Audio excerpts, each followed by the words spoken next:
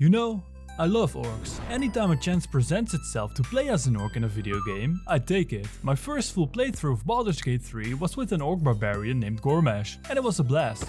Now Skyrim is no different. When it came time to choose a race for this challenge run, I chose an orc for one very simple reason: Berserkers Rage.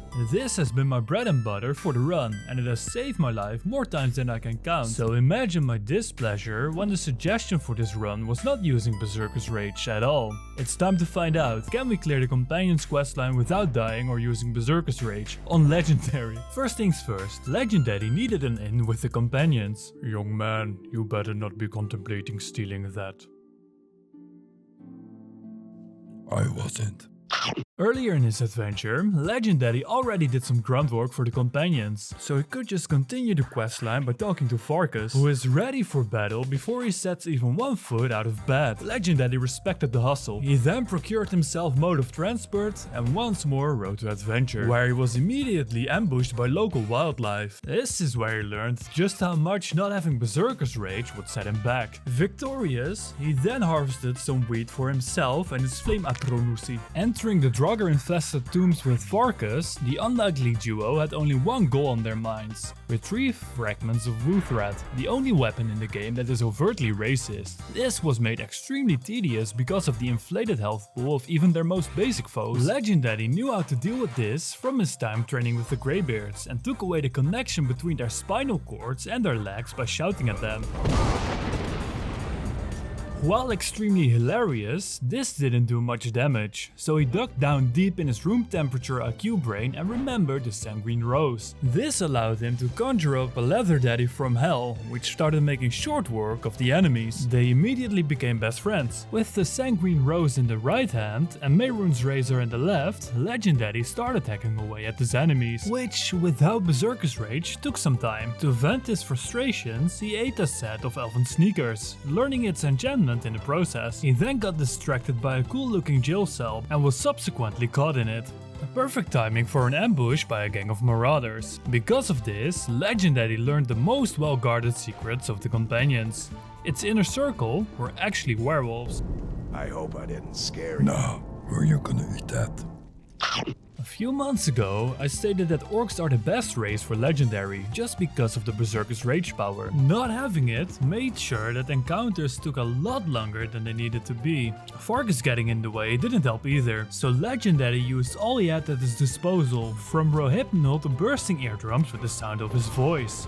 Homie went all out. This lulled him into a false sense of security, and he forgot to watch his right flank. Ha!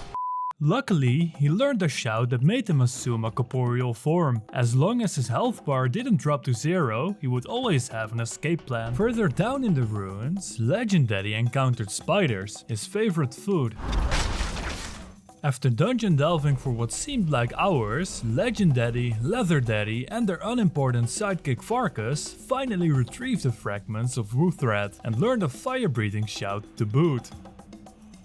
Now this part of the quest really sucks, as the exit of the ruin only opens when you've survived a number of waves of the undead. Legendary difficulty doesn't make this harder, just more tedious. Legendaddy's game plan was to kite the Draugr into Leatherdaddy and Farkas. Anytime a threat would come too close, he would increase the distance with the Become Ethereal shout, or he just shield bash them to death, whichever came first.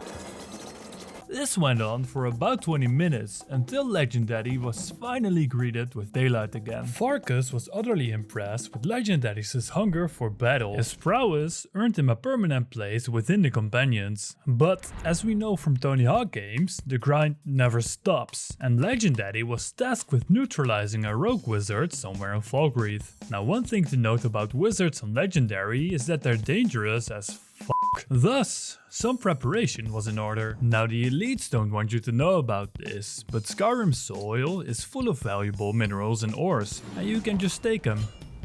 With this in mind, Legendaddy uses diplomacy to gain access to the mines. The Elemental Fury Shout increases attack speed, but this also comes in clutch when mining. In Legendaddy's case, he was specifically interested in iron, silver and gold. The reason for this is that you can use these materials for smithing valuable items, earning you smithing levels and gold in the process, especially when paired with the Transmute Mineral Ore spell. If there is someone that can be trusted with a way to basically conjure gold out of nothing, it would be Legendaddy. So in pursuit of the transmutation spell, he set off to the Redwater Skooma Den, where he found yet another thing that would make him wealthy beyond measure. He was then offered a free sample of skooma, but it was laced, so he went on a rampage.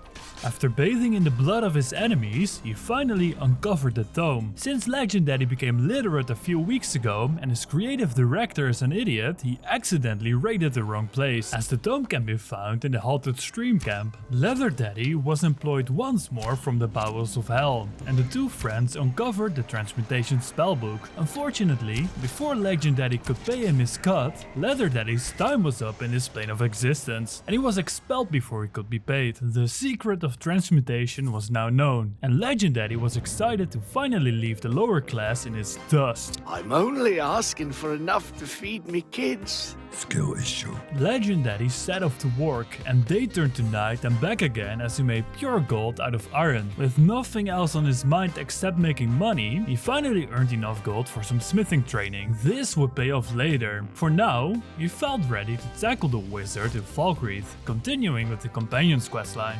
But Skyrim wouldn't be Skyrim if one didn't get sidetracked by all kinds of frivolous pursuits. This one in particular earned a dragon soul though. It was now time for the most dangerous trial of all, the Rogue Wizard. And Legendaddy decided that it would be best to use gravity to his advantage. I got you now. What the fuck are you doing?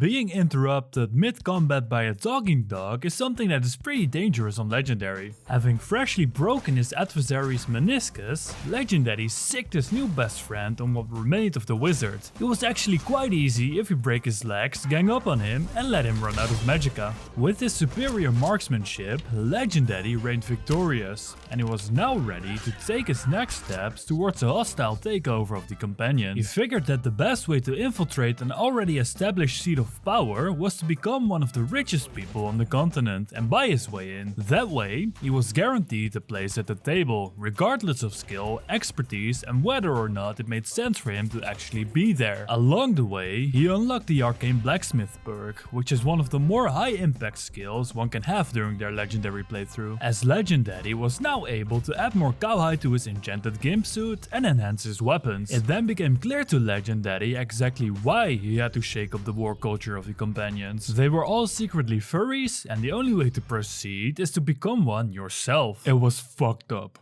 Chloe, I can't make this choice. No, Max. You're the only one who can. In order to complete this challenge of this episode, Legendaddy decides to bite the bullet, where he almost dies during his transformation sequence. Now that Legendaddy is in the inner circle, the next goal is to decimate the ranks of the Silverhand, a band of werewolf hunters who are actually quite good at their job. But single targets are no match for the shield bash and vegetable soup combo, so it was all good. Using stealth and subterfuge to his advantage, Legendaddy was able to make short work of the Silver Hand. And if that didn't take, he could always resort to the Birmingham treatment. Legendaddy then reached the inner sanctum, which was well guarded by several bandits. Now I've been playing Legendaddy for a while, and a good rule of thumb I found is that if it's a wizard or a person with a greatsword, they should not enter your personal space. Luckily, Legendaddy had a few tricks up his sleeve to achieve this. Unfortunately, this really pissed him off for some reason, but they were no match for the power of closed doors. Legendaddy then proceeded to bash some poor guy's skull to dust. As the adrenaline coursed through his veins, he noticed that Kraft the Skinner was about to skin him. Engaging in a tactical retreat, he tried to do the most Skyrim thing of all, blocking the doorway with a fresh summon. This came in clutch too. The taste of victory soured as Cure had fallen to the Silver Hand. Legendaddy's heart was ruled by vengeance, even though he wasn't exactly sure who Cure was. With vengeance on the mind, Legendaddy set out to make an example of all Silver Hand leaders, but they had a little trouble with pathfinding. This guy doesn't know shit. Ah! In response to this transgression, Legendaddy busted out All Reliable, while Mehrunes Razor took care of the rest. After stocking up on contraband narcotics, Legendaddy located the next Silver Hand leader. You'll never guess how he handled that.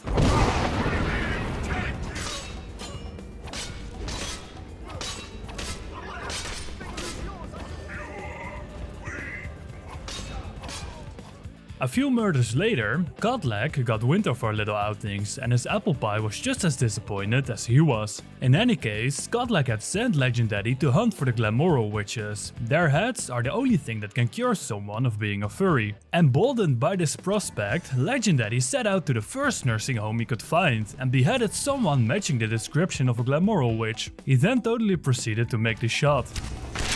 Unfortunately, in Legendaddy's absence, the Silver Hand had attacked Jorvaskr, and Godlag was slain. He died a furry, so he was hellbound. In a desperate attempt to retrieve Godlag's spirit from the afterlife, the companions reassembled the racist acts of Ruthrat and marched to Isgrimor's tomb. It was lit. After a long journey, the companions found Godlag's spirit. The only way for him to travel to the Nordic afterlife of Sovngarde was to purchase Animal Spirit. Mehrunes Dagon was pleased with Legendaddy's dedication to the eradication of Godlag's furry spirit and decided to speed up the process. Godlag's spirit was now free, and in his dying breath, he made Legendaddy the leader of the companions. Did he say you were to lead the companions? Sure, why not? And that's how Legendaddy became the leader of the companions. Though he would still be plagued by the blood of the beast, he did what he set out to do, no matter the cost. Freed from his restrictions, he immediately activated Berserkers Rage and took revenge on the town of Whiterun as they tricked him in becoming a furry. Hi, thanks for watching. I hope you enjoyed it as much as I suffered to make it. Let me know if you have any suggestions for the next one, such as can you beat the Dark Brotherhood questline without sneaking or dying on Legendary? Please don't do this.